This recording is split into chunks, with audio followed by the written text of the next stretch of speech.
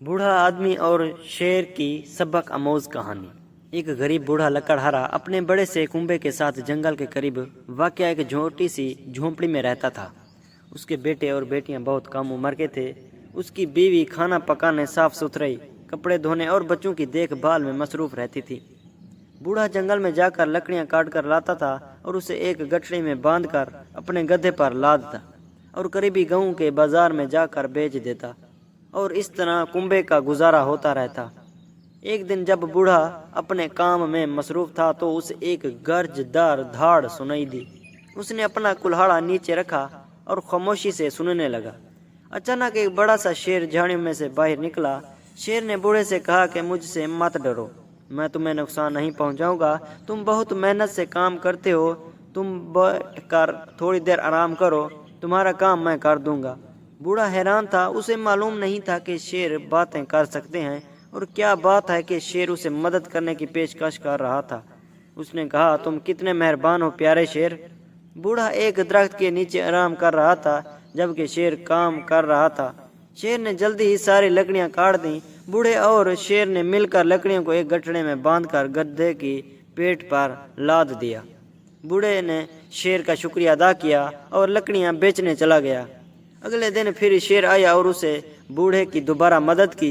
कुछ हफ्तों तक ये सिलसिला जारी रहा। एक दिन काम खत्म होने के बाद शेर ने बूढ़े की गोद में अपना सर रखा और आराम करने लगा।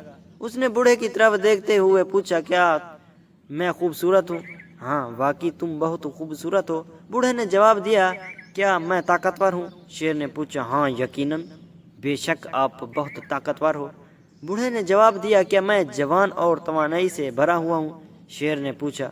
हाँ हाँ, बिल्कुल ऐसा ही है, बूढ़े ने जवाब दिया। कुछ देर सोचने के बाद बूढ़े ने शेर से कहा, तुम में एक चीज की कमी है, तुम्हारे जिस्म से बदबू आती है। अगर तुम्हें कोई एतराज ना हो तो बरह करम अपना सर मेरी गोद से हटा लो।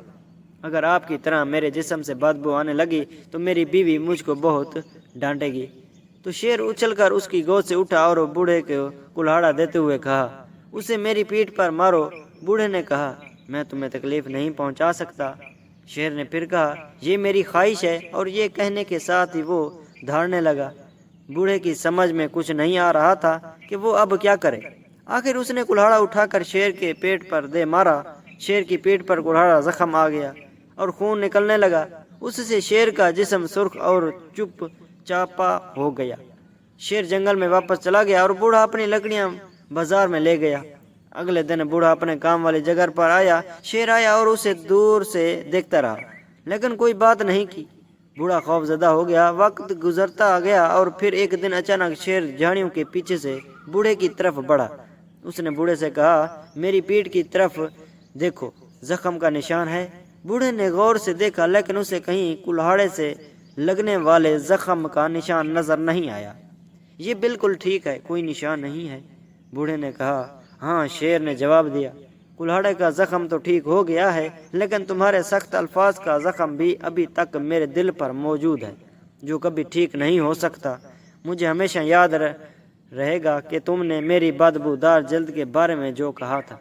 अब तुम इस जंगल को छोड़ दो, वरना मैं तुम्हें खा जाऊंगा। और ये कहने के साथ ही वो गर्जदार आवाज से धाड़ने लगा। बूढ़ा जंगल छोड़कर चला गया और उस दिन से उसे तमाम शेरों से खौफ महसूस होने लगा। इसी वजह से दूसरे लोग भी अब शेरों से खौफजदा रहे।